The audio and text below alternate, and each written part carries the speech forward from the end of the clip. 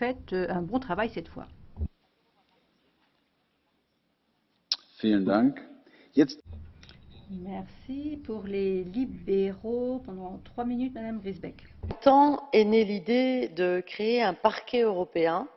40 ans plus tard, et depuis 2013, nous avons une proposition législative sur la table. Aujourd'hui, après 3 années de négociations entre les États avec le Conseil, que reste-t-il au fond? 3 ou 4 points. Premièrement, nous voulions un parquet européen compétent pour la grande criminalité transfrontalière, les crimes transnationaux, les affaires transnationales de terrorisme, puisque si les criminels et les crimes n'ont pas de frontières, alors nos enquêtes et nos poursuites pénales ne doivent pas en avoir non plus. C'est l'adage populaire, il faut que les gendarmes aient au minimum les mêmes armes que les voleurs. Que reste-t-il? Un parquet européen qui ne sera compétent que pour la protection des intérêts financiers de l'Union. C'est vrai que dans le contexte actuel, avec l'augmentation de la grande criminalité organisée et des réseaux criminels, c'était le moment de limiter les compétences d'un tel parquet.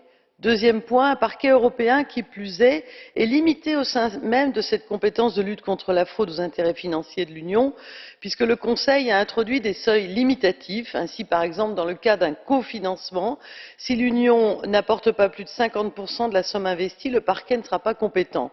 Or, chacun sait, et spécialement dans les institutions européennes, que l'UE finance la plupart du temps des projets à moins de 50%. Troisièmement, un parquet européen non compétent lorsque la fraude est liée à une autre forme de criminalité, telle que par exemple la traite ou encore le blanchiment d'argent. Quatrième point, un parquet européen non compétent sur la fraude à la TVA. Madame la commissaire, vous en avez rappelé, vous avez rappelé le principe et rappelé le manque à gagner estimatif donc de ce que ça représente.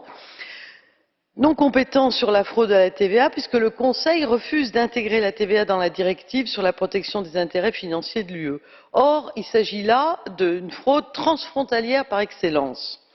Deuxièmement, et c'est une évidence, nous voulons un parquet européen indépendant qui puisse mener ses enquêtes et ses investigations en toute indépendance par rapport aux intérêts nationaux.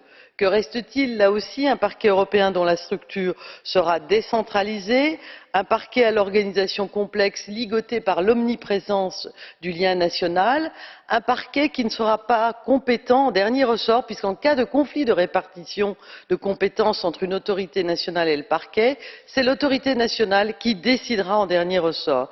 Madame la commissaire, le résultat des négociations au sein du Conseil est tout simplement inquiétant.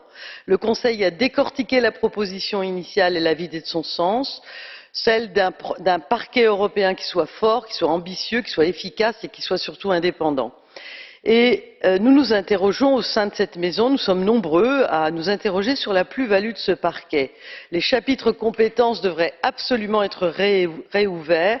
Sachez pour conclure que l'approbation du Parlement sur le parquet n'est pas une chose acquise. Oui, nous sommes pour la mise en place d'un parquet européen, mais pas à n'importe quel prix. Merci. Merci bien. Nächster Redner, 1,5 Minuten für die Grünen. Pour les Verts, Yann-Philippe Aldrich, 1 minute et demie. Madame la commissaire, monsieur le ministre, chers collègues, il y a 7 ans, le traité de Lisbonne a créé une base juridique pour la création d'un parquet européen.